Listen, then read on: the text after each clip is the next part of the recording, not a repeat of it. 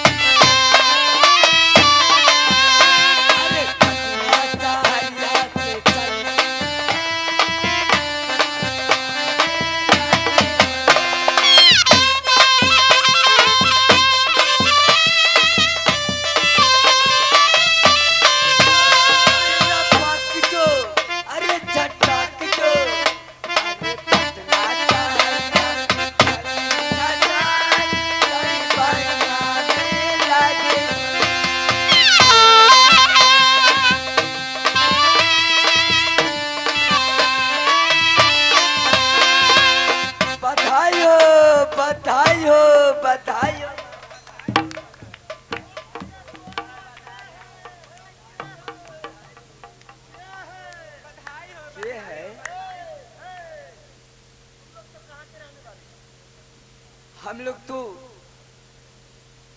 बधाई मांगने वाली हूँ।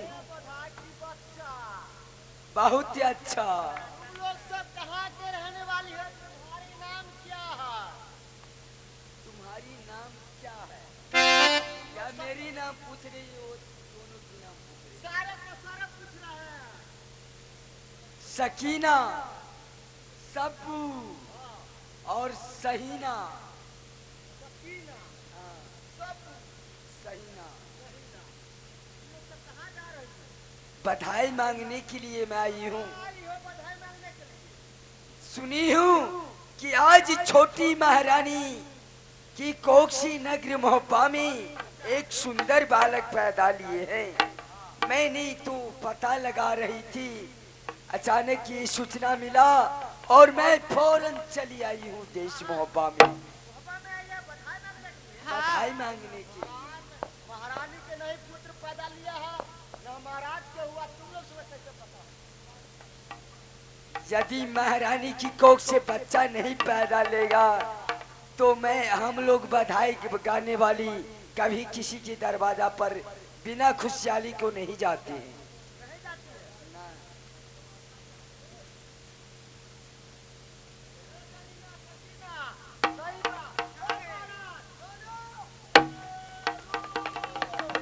क्या लो करता रे बेहुदा? ये लोग तो छक्का पार्टी आई है। किस लिए?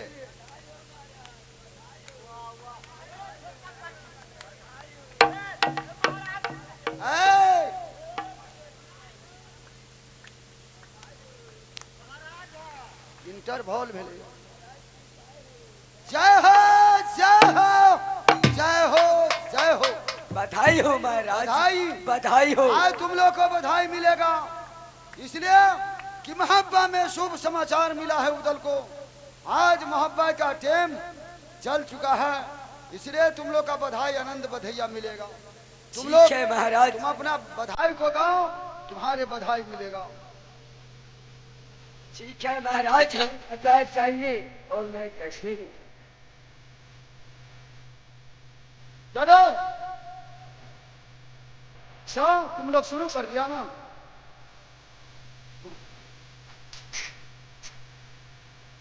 तुम शुरू किया। आओ।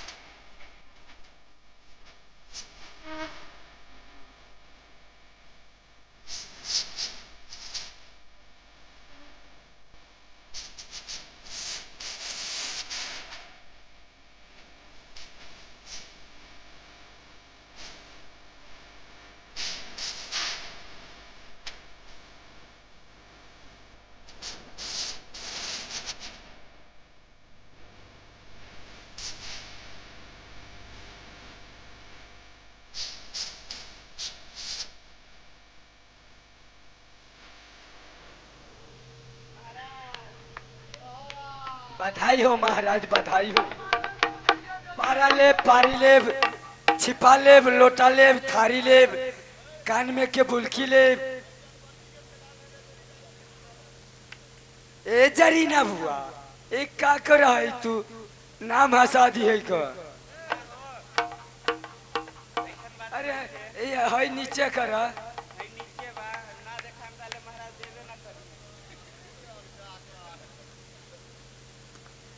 देवर जी बोलो। महाराज जी कौन लगेंगे? ये मेरे भाभी सोना है। क्या ये बच्चा का चाची है? चाची है, चाची।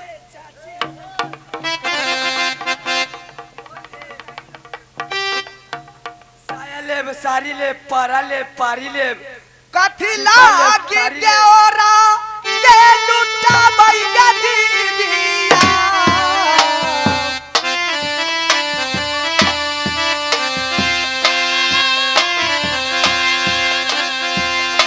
पूरा के मोह बालू काती बंगला।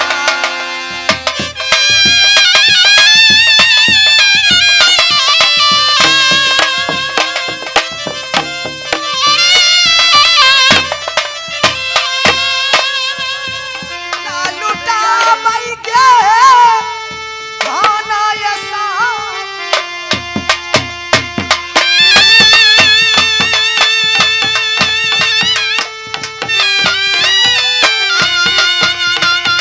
देवरा हमर सुनियो हा मारी है बात। हे कठिला लुटा दी है लाका बंगला।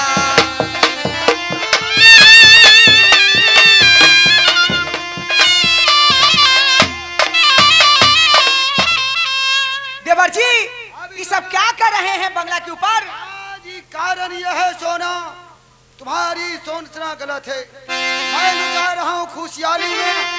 आज बात आई है कहने महाराजा उदल महारानी मौरंगवाली का कोख से सुंदर बालक पैदा लिया। मैं खुशी में आज इस नाटकी नाच को नचा रहे हैं, बधाई वाले को बधाई दे रहे हैं। मोहब्बा में उदल का नाम नहीं पुतरा था, आज कलंकी उदल पुत्र वाले हुआ। मौरंगवाली का कोख में पुत्र लिया, बाद इन प्रधान छूटिया। गया जा नामो निपुतला थामो,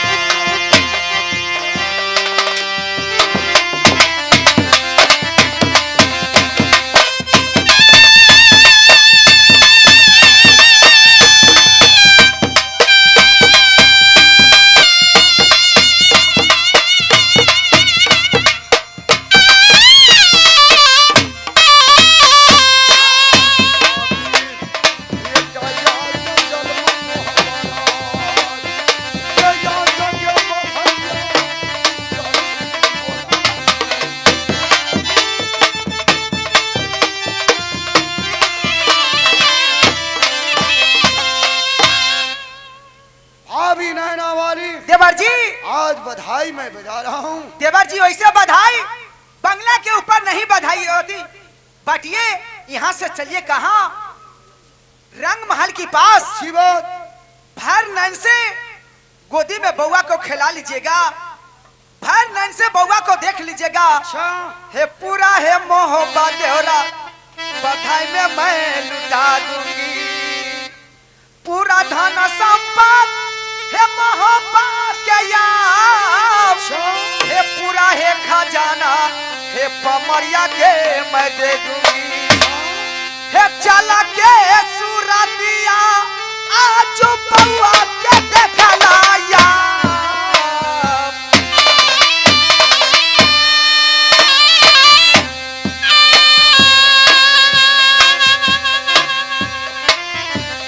चला के सूरतिया है देखला बउआ।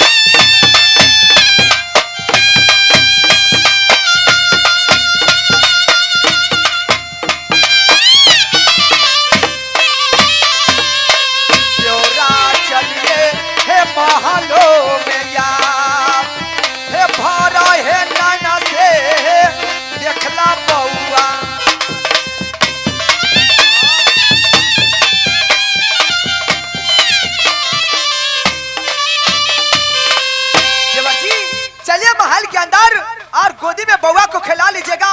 जितना धन संपत्ति है मोहब्बा के अंदर एकदम पमरिया के मैं लुटा दूंगी। ठीक है, मेरा महल में चलना है। हाँ, पहले पुत्र को खिला लेना है, इसका और नैन से देख लीजिएगा। रे चलो लाल छमरिया।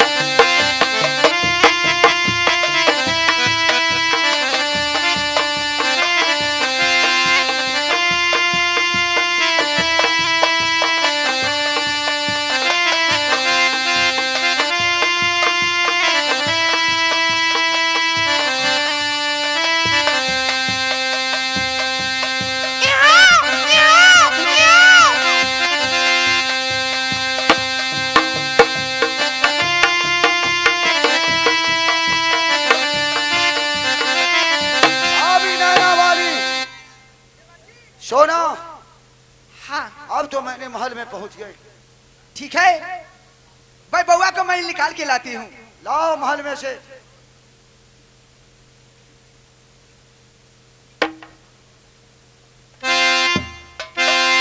लाओ मिलन जी, आज सोना गई है बालक को लाने। अच्छी बात है। लाइन से देखो।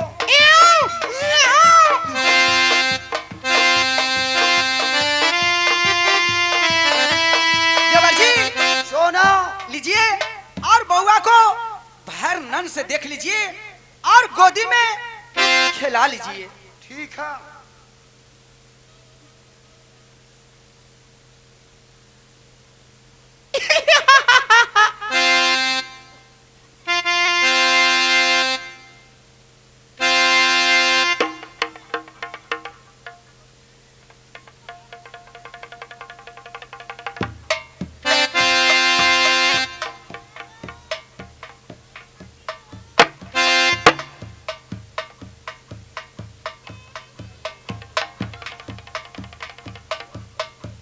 खाली हम ढका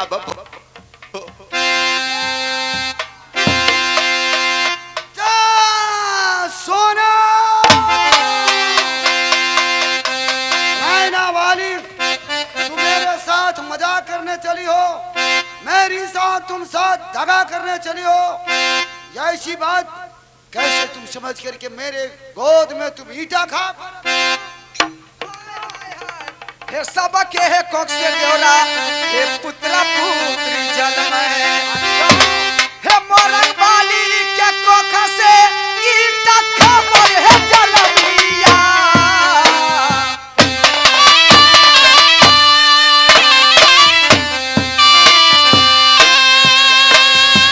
बारह सात बरती है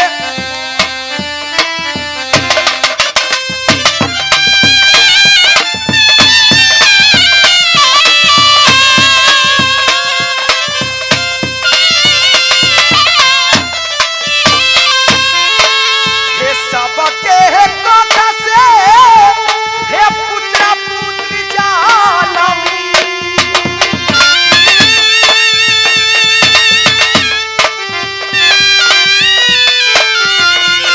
मोरंग बाली के कोख से हे ईटा खा जालमी।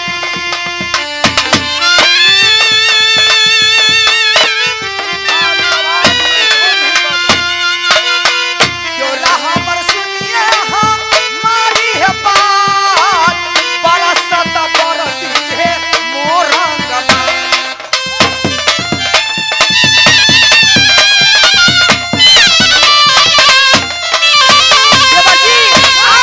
बड़ाई करते थे मोरंग बाली को। सबके कोख से अच्छा। पुत्रा पुत्री जन्म होते हैं। इस रंडी के कोख से ईटा खापर जन्मी है। सही बोल रही हो, क्या? सही बोल रही हो सोना। आन दिन मैं झूठ नहीं बोली थी, आज मैं झूठ बोल रही हूँ कि सही बोल रहे हैं भाभी। आज देवर जी, हमारे मैं तो शर्म से मर जाऊंगी। देवर जी, हे सासुर जी मर गए मिला है सोहरी में, हे छुटका न कराए हे सोरसा नाराज, हे बड़ी सतवर्ती के कारण हे सारी पिले दल बादल की चोली के लिए बनारा सवाल, हे टुकली है डोरा हे दधी है माल के, हे बन के बहिंदी हे मोरंग हे कोई।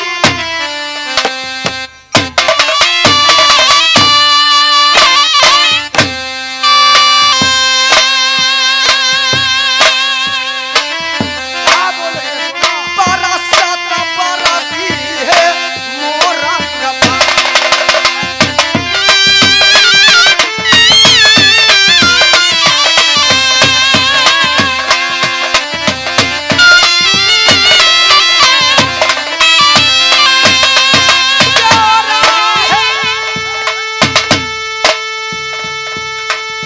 पौआ न जलमी है यार, हे ईटा हे खापर ले हुरवा हे वाहे रंगी।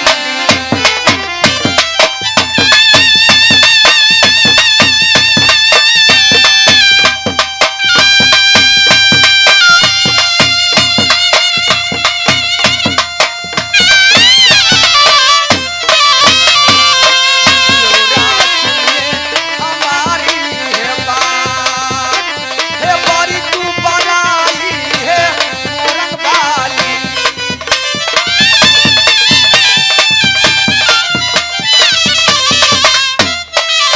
हमारी बड़ाई करते थे, शर्म से हमारे नागर मोहब्बा के अंदर मैं तो करती हूँ पानी में डूब जाऊंगी एकदम।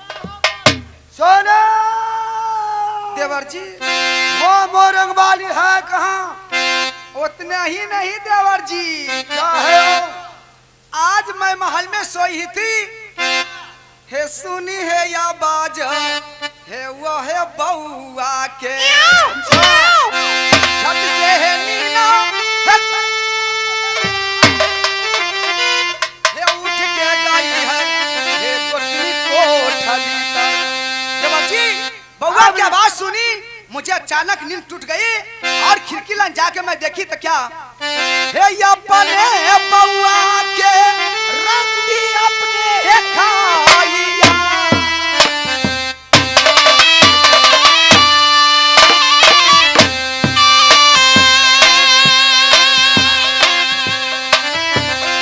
अपने बउआ के रंडी खाइया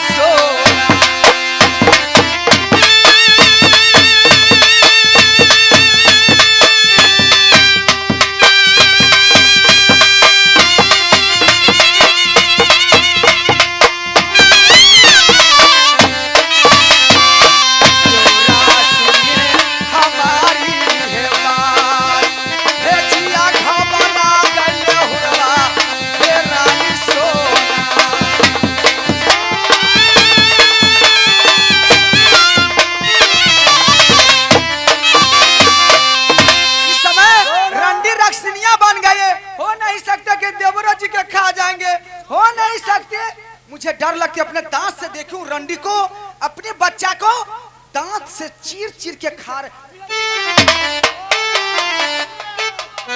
अरे अल्लाह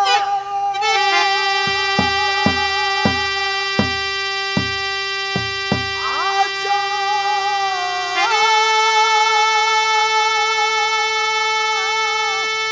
ये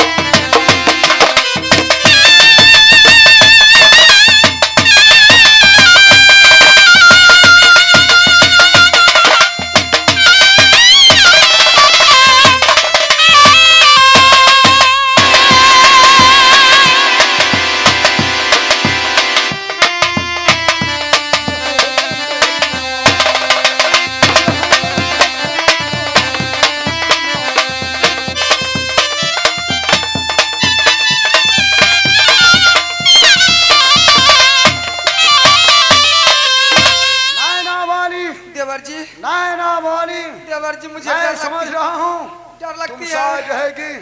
आज उस वादा साथ वादा मेरा पक्का पुर चुका है। मैं उसे पूछ रहा हूँ बेटा कहाँ है, बेटा कहाँ है, देवर जी बेटा कहाँ? पूछिए, मुझे डर लगती है। साइड में मत खड़ा आज तक कहीं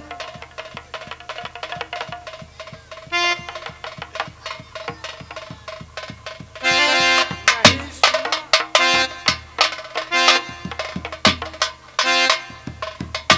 औरंगबाली खुश रहेगी, खुश रहेगी, खुश रहेगी। आज तुम्हारी साथ मेरा जो वादा था पूरा हो चुका। जब बेटा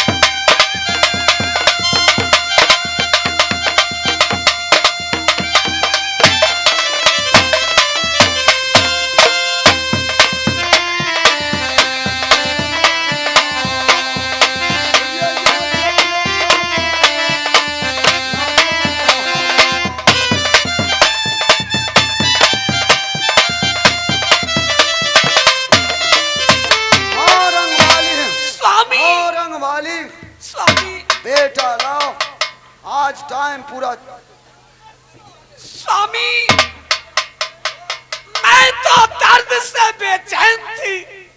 अच्छा बेटा को हाल गौतमी सोना जानेगी।